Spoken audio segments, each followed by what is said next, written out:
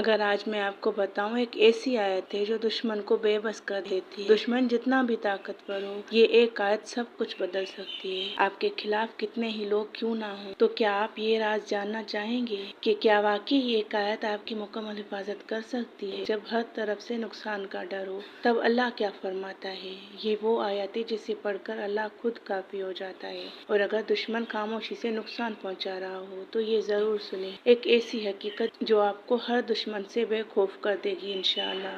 Video کو آگے لے جانے سے پہلے اگر چینل پر نئے ہیں تو چینل کو سبسکرائب کر دیں، اور ویڈیو اچھی لگے تو اسے لائک کرنا نہ بھولیے۔ بسم اللہ الرحمن الرحیم۔ السلام علیکم ورحمۃ اللہ وبرکاتہ۔ میری پیاری بہنوں اور بھائیوں، امید ہے آپ سب خیریت سے ہوں گے۔ اللہ پاک آپ سب کو اپنی حفاظت میں رکھے، آپ کے گھروں میں سکون، رزق میں برکت اور دلوں میں اطمینان عطا فرمائے۔ آج کی اس ویڈیو میں ہم ایک بہت ہی اہم بات کرنے جا رہے ہیں، وہ احساس جو دل کو بے چین کر دیتا ہے جب لگتا ہے کہ کوئی ہمیں نقصان پہنچانا چاہتا ہے یا ہمارے خلاف کچھ چل رہا ہے، کیونکہ یہ دور ایسا ہے کسی کو کوئی خوش برداشت نہیں کرتا، تو ایسے وقت میں انسان کمزور پڑ جاتا ہے، ڈر بھی لگتا ہے اور سمجھ نہیں آتا کہ کیا کریں۔ لیکن اللہ پاک نے ہمیں اکیلا نہیں چھوڑا، اس نے اپنے کلام میں ہمیں ایسی طاقت دی ہے جو ہر خوف، ہر سازش اور ہر دشمن کے مقابلے میں کافی ہے، اور یہ اللہ پاک ہمیں خود بتاتا ہے۔ تو آج ہم اسی یقین کو مضبوط کریں گے، اسی خوبصورت آیت کو سمجھیں گے اور اپنے دل کو یہ سکون دیں گے کہ جب اللہ ساتھ ہو تو کوئی بھی ہمیں نقصان نہیں پہنچا سکتا انشاءاللہ۔ سب سے پہلے آپ ذرا خود سے سوال کریں، ہم ڈرتے کیوں ہیں انسانوں سے، ان کی باتوں سے یا ان کے منصوبوں سے؟ حالانکہ حقیقت یہ ہے کہ کوئی بھی ہمیں اس وقت تک نقصان نہیں پہنچا سکتا جب تک اللہ کی اجازت نہ ہو۔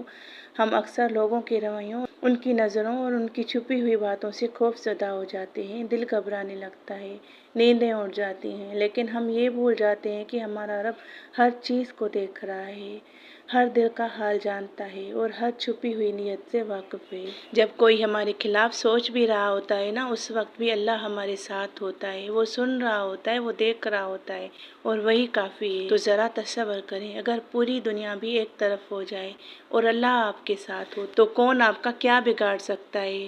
اور اگر کبھی زندگی میں ایسا وقت آ جائے کہ واقعی لگے کہ حالات بہت مشکل ہو گئے ہیں، لوگ سمجھ نہیں رہے یا شاید کوئی نقصان پہنچانے کی کوشش کر رہا ہے، تو اس وقت گھبرانے کے بجائے اپنے دل کو اللہ کے ساتھ جوڑ لیں، اس سے بات کریں، اس پر بھروسہ کریں اور اس کے کلام کو تھام لیں۔ یہی وہ سہارا ہے جو کبھی نہیں ٹوٹتا، یہی وہ طاقت ہے جو انسان کو اندر سے مضبوط بنا دیتی ہے۔ ہمیں یہ یقین اپنے دل میں بٹھانا ہے کہ اللہ کی حفاظت سب سے بڑی حفاظت ہے، نہ کسی تعویذ کی ضرورت، نہ کسی ڈر کی جگہ، بس ایک سچا یقین، ایک خالص نیت اور اللہ کے کلام سے تعلق۔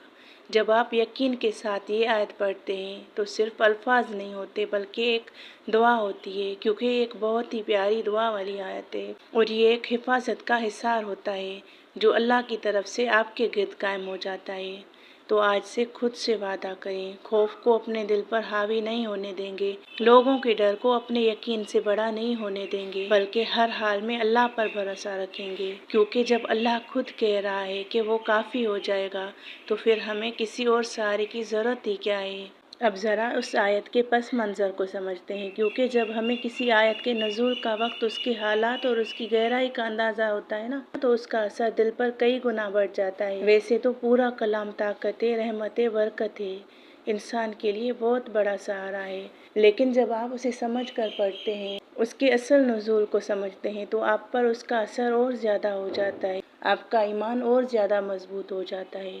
تو اسی لیے میں آپ کو صرف وظیفہ نہیں بتاتی، اس کی پوری تفصیل آپ کو بتانے کی میں اپنے علم کے مطابق کوشش کرتی ہوں۔ تو یہ آیت اس وقت نازل ہوئی جب مسلمانوں کو صرف ظاہری دشمنی ہی نہیں بلکہ اندرونی سازشوں کا بھی سامنا تھا۔ ایک طرف کھلے دشمن تھے اور دوسری طرف ایسے لوگ بھی موجود تھے جو دل میں کچھ اور رکھتے تھے، ظاہر کچھ اور کرتے تھے۔ یہ وہ وقت تھا جب حق کو دبانے کی کوشش کی جا رہی تھی، باتوں سے، پروپیگنڈے سے اور مختلف طریقوں سے مسلمانوں کو کمزور کرنے کی کوشش ہو رہی تھی۔ ایسے حالات میں دلوں میں خوف آنا، بے چینی ہونا ایک فطری بات تھی۔ اسی موقع پر اللہ پاک نے یہ پیغام دیا کہ اگر وہ تمہارے مقابلے میں آئیں گے تو اللہ تمہارے لیے کافی ہو جائے گا۔ یعنی یہ صرف ایک جملہ نہیں تھا بلکہ ایک بہت بڑی تسلی تھی، ایک وعدہ تھا، ایک یقین دلانے والا پیغام تھا کہ تم اکیلے نہیں ہو، تمہارا رب تمہارے ساتھ ہے اور وہ ہر سازش، ہر دشمنی اور ہر نقصان کے مقابلے میں تمہارے لیے کافی ہے۔ اور اس آیت کی اہمیت یہی ہے کہ یہ صرف اس وقت کے لوگوں کے لیے نہیں تھی بلکہ ہر اس انسان کے لیے کبھی خوف، مخالفت یا دشمنی کا سامنا کرے۔ یہ آیت ہمیں سکھاتی ہے کہ اصل طاقت لوگوں میں نہیں،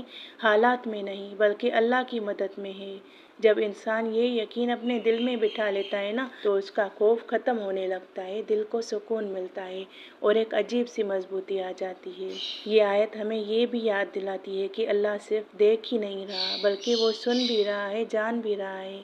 ہر وہ بات جو ہمارے خلاف ہو رہی ہے، ہر وہ سوچ جو ہمیں نقصان پہنچانے کے لیے بن رہی ہے، اللہ اس سب سے باخبر ہے، اور جب وہ باخبر ہے تو پھر وہی سب سے بہترین حفاظت کرنے والا ہے۔ یہ آیت خاص طور پر اہل کتاب، یہود و نصارہ اور دوسرے انکار کرنے والوں کے بارے میں نازل ہوئی تھی۔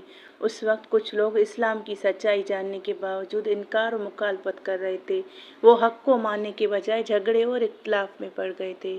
مسلمانوں کو ذہنی دباؤ، مخالفت اور بحث و جھگڑوں کا سامنا تھا۔ ایسے حالات میں اللہ نے یہ واضح کر دیا کہ اگر وہ حق قبول کریں وہ ہدایت پر ہیں، اگر وہ انکار کریں وہ صرف مخالفت میں ہیں۔ اور نبی کریم صلی اللہ علیہ وسلم کو تسلی دی کہ اللہ خود آپ کے لیے کافی ہے۔ یہ وعدہ ہے کہ اللہ مومنوں کی مدد کرے گا اور مخالفین کے مقابلے میں کافی ہوگا۔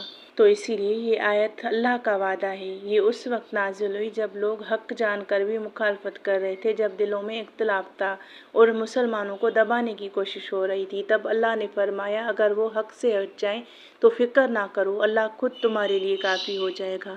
یہ آیت ہمیں سکھاتی ہے کہ اصل طاقت لوگوں میں نہیں بلکہ اللہ کی مدد میں ہے۔ یہ آیت ہے سورہ البقرہ کی آیت نمبر 137۔ آپ کو اس آیت کا ایک حصہ پڑھنا ہے، لاسٹ والا۔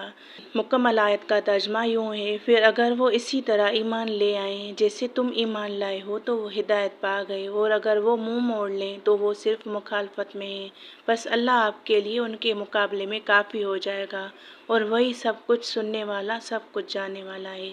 آپ کو آیت کا یہ حصہ پڑھنا ہے، فَسَيَكْفِيكَهُمُ اللَّهُ وَهُوَ السَّمِيعُ الْعَلِيمُ۔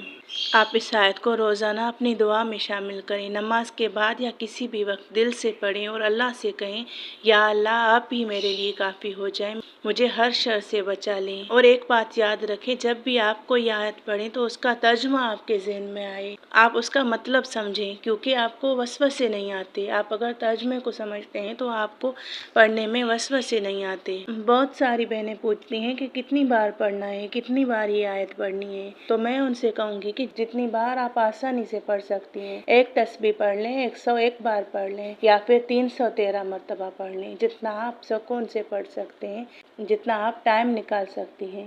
لیکن شرط یہ ہے کہ یقین کے ساتھ پڑھیں، اللہ سے اس طرح مانگیں وہ یقین ہو کہ اللہ پاک بالکل سن رہا ہے، وہ ہر وقت موجود ہے، میرا ہر لفظ اس تک پہنچ رہا ہے، یہی اصل یقین ہے۔ تو آخر میں بس ایک بات اپنے دل میں بٹھا لیں، زندگی میں چاہے کتنے ہی لوگ آپ کے خلاف ہو جائیں، کتنی ہی باتیں کیوں نہ ہوں، کتنی ہی سازشیں کیوں نہ ہوں، اگر آپ کا تعلق اللہ کے ساتھ مضبوط ہے تو آپ کبھی اکیلے نہیں ہیں۔ وہ رب جو دلوں کے حال جانتا ہے وہی آپ کا محافظ بھی ہے، وہی آپ کے لیے کافی بھی ہے۔ اسی لیے لوگوں کے ڈر سے نہیں، اللہ پر یقین کے ساتھ جینا سیکھیں، اپنے معاملات اس کے حوالے کریں، اپنے دل کا بوجھ اس کے سامنے رکھیں، اور یاد رکھیں جب اللہ کسی کے ساتھ ہو جائے نا تو پھر کوئی دشمن، کوئی نقصان، کوئی بھی طاقت اس کا کچھ بگاڑ نہیں سکتی، سوائے اس کے جو اللہ کی حکمت میں بہتر ہو۔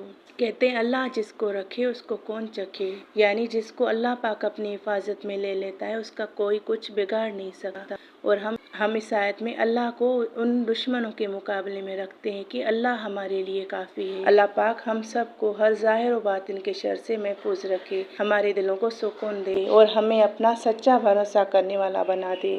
آمین یا رب العالمین۔ السلام علیکم۔